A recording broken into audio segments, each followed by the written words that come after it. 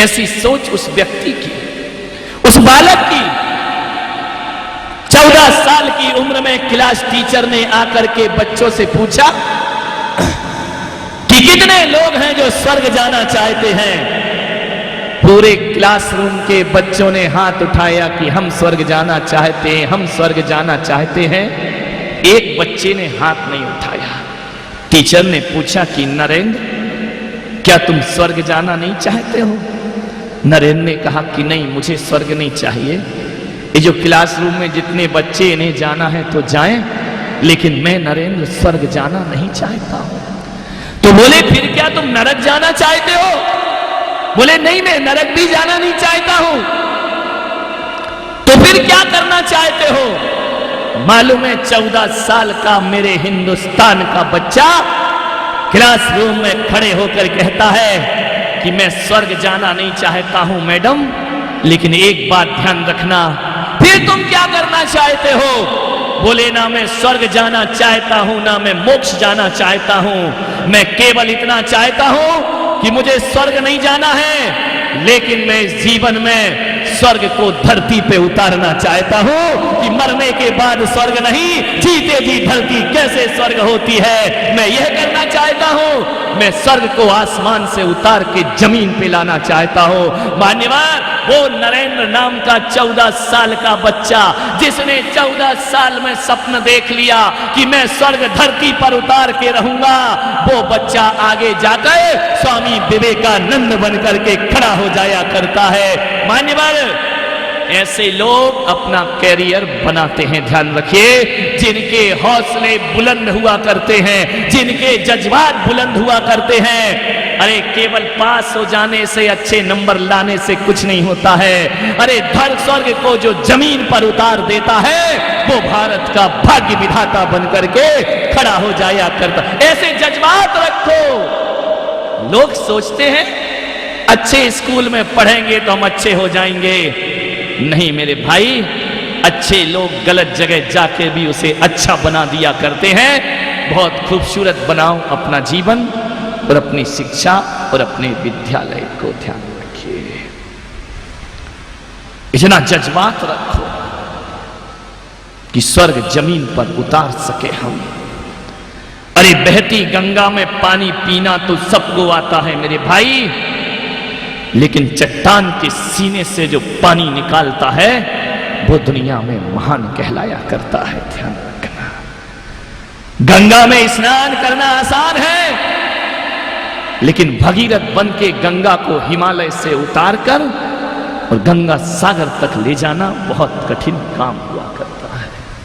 जीवन में कुछ महान बनना है, कुछ चुनौतीपूर्ण कार्य किया करो। जीवन एक चुनौती है। अरे खाए पिए बड़े हो गए, ये काम तो जानवर भी कर लिया करता है। हम तो इंसान हैं और हमें दुनिया में कुछ अलग करके जाना है। मान्यवर, अपने अंदर वो जज्बात और जोश पैदा करो। एक बात ध्यान रखना, जीवन को लायक बनाने में 100 साल की जिंदगी भी कम पड़ जाती है। ये मत सोचो कि जीवन बहुत लंबा है।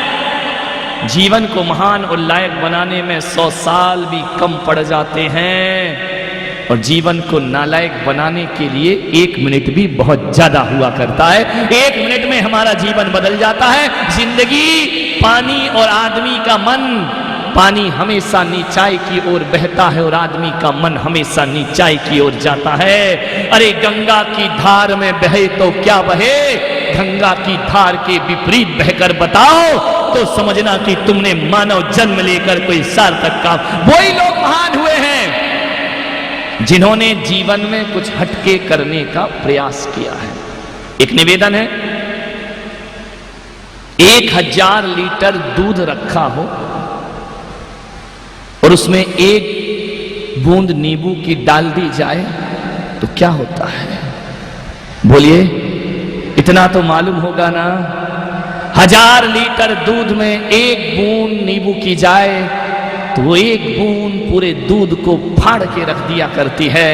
और आपकी जिंदगी में एक भी अवगुण आ जाए तो पूरी जिंदगी को बर्बाद करके रख दिया करते हैं। एक भी अवगुण आपके जीवन में नहीं आना चाहिए। ये प्रयास करिए, एक भी बुराई आपके जीवन में नहीं आना चाहिए। आपने स्लेट पट्टी पर, आजकल तो बच्चे नहीं लिखते हैं, मेरे समय लिखे जाते थे छोटे बच्चे, स्लेट पट्टी पर यदि 1000 अक्षर लिखे हैं और एक बूंद पानी डालकर यदि हाथ फेर दिया तो क्या होगा बोलिए? सारे अक्षर मिट जाएंगे ना। कितनी भी अच्छी जिंदगी बना लो, एक भी अवगुण जिंदगी में आ गया तो सारी सच्चाई में पानी फिरने में ज्यादा देर नहीं लगा करता है। ये प्रयास करो कि कोई भी बुराई हमारे अंदर नहीं आना चाहिए। यदि जीवन को महान और ऊंचाइयों तक पहुंचाना है, एक भी बुराई हमारे एक मुल्ला नसरुद्दीन था, उसकी शादी नहीं होती। एक दिन लड़की वाले उसे देखने आए और जैसे ही देखने आए तो लड़की के पिता ने कहा कि मुल्ला, ये तो बताओ जरा, कभी तुमने शराब पी है? अरे बोले शराब? मैंने जिंदगी में शराब में हाथ नहीं लगाया।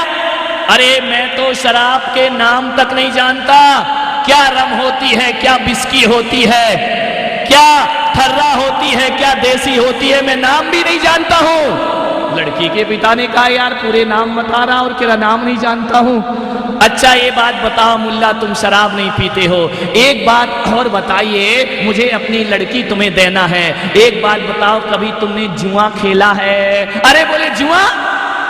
मैं तो ताश के पत्तों के नाम भी नहीं जानता कि हुकुम की बेगम क्या होती है और चिड़ी की इक्का क्या होता है। मैं तो जानता नहीं कि ईंट का बादशाह क्या होता है। मैं तो ये नहीं जानता कि लाल पान का गुलाम कौन होता है। मैं एक भी पत्ते को नहीं जानता हूं। मैंने हाथ में कभी ताश नहीं छुई है।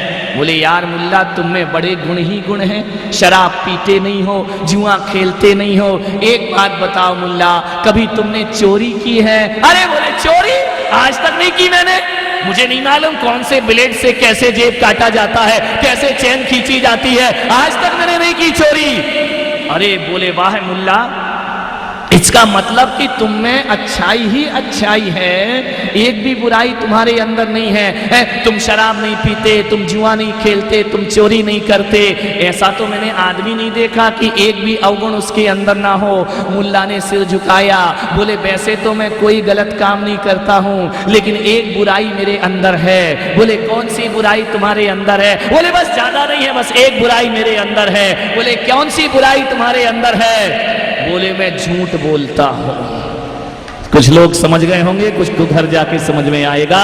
मैं झूठ बोलता, एक बुराई मेरे अंदर है। अब झूठ बोलता है, सोचिए आप, जो बच्चा झूठ बोलता है इसका मतलब वो चोरी भी करता है, इसका मतलब वह डाका भी डालता है, इसका मतलब वह शराब भी पीता है और वह जुआ भी। एक बुराई आ जाए जीवन में, सारा जीवन बर्बाद हो जाता है। मानिए कुछ शिक्षाएं मैं तुम्हें दे रहा हूं, जो जीवन में बड़ी काम आई। मैं स्कूल में पढ़ता था, आपको मालूम हो कि जिस स्कूल में मैं पढ़ा हूं, पहले हम लोग इंक पेन से लिखा करते थे। उस समय जेल पेन नहीं चलता था, और इंक पेन से लिखता है बच्चा तो ये समझ लो कि स्कूल की यूनिफॉर्म में फिर नील डालने की जरूरत नहीं है।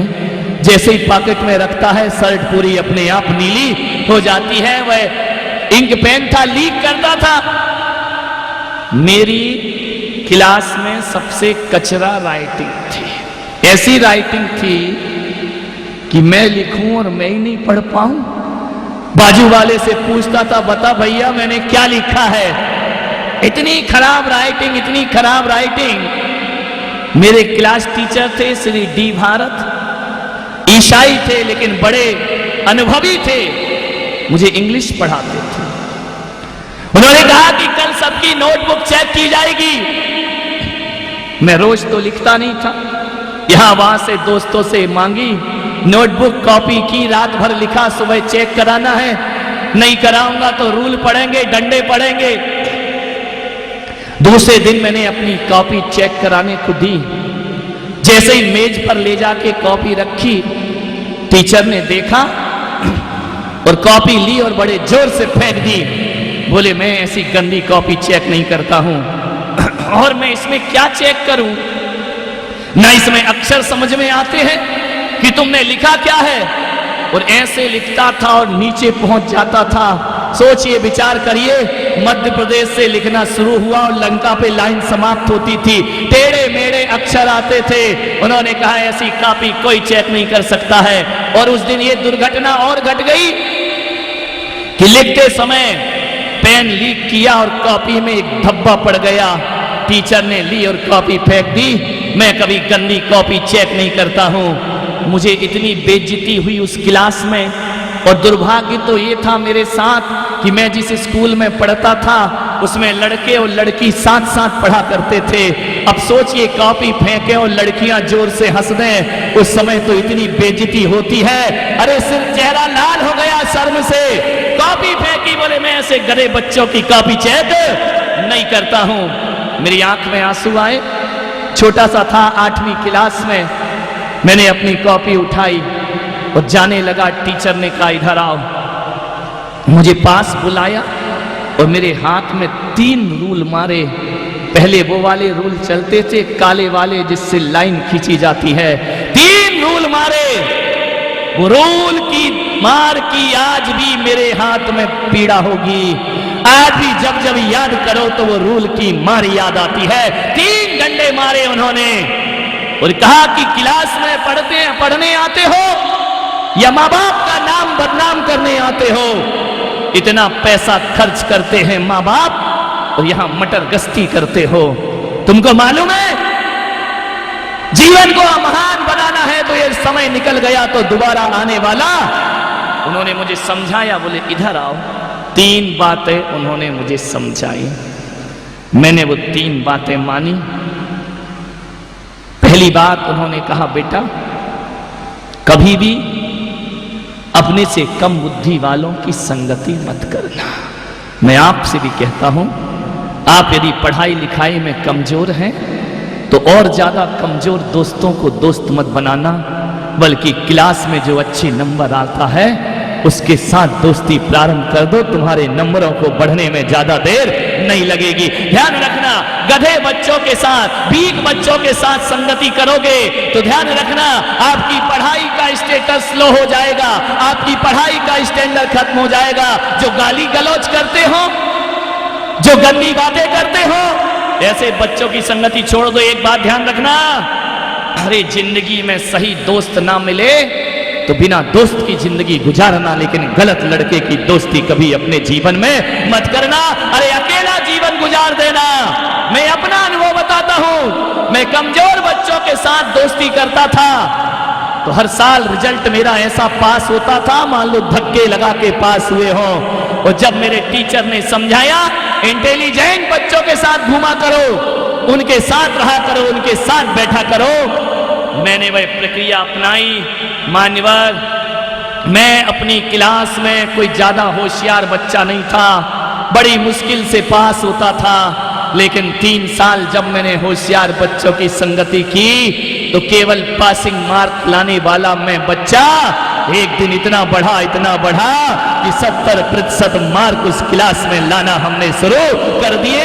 उस टीचर ने बड़ा गर्व किया हम पर। ध्यान रखा, अपने से नीचे वालों की संगति जीवन में कभी मत करना, वरना जिंदगी तुम्हारी नीचाई पर चली जाएगी। ऊंची सोच वालों की दोस्ती करो तो जीवन ऊंचा उठेगा। एक बात ध्यान रखना, जीवन में बुराइयां जब भी आती हैं माँ बाप से नहीं आती हैं, रिश्तेदारों से कोई बुराई नहीं आती है। पहली बार सिगरेट पीना हमारा दोस्त सिखाया करता है, पहली बार स्कूल से भागना हमारा दोस्त सिखाया करता है, पहली बार गलत काम करना हमारे दोस्त सिखाया करते हैं, मसाला खाना दोस्त सिखाया करते हैं। मान्यवर, ऐसे दोस्तों को आज ही छोड़ दीजिए, क्योंकि ये दोस्त आज स्कूल में तो तुम्हारे साथ हैं, जब स्कूल के बाहर पढ़ लिख के निकलोगे और ये बुराइयां साथ ले गए तो ये दुनिया है मेरे बच्चों, ये माल में साथ देती है लेकिन मार में दुनिया साथ नहीं देती है।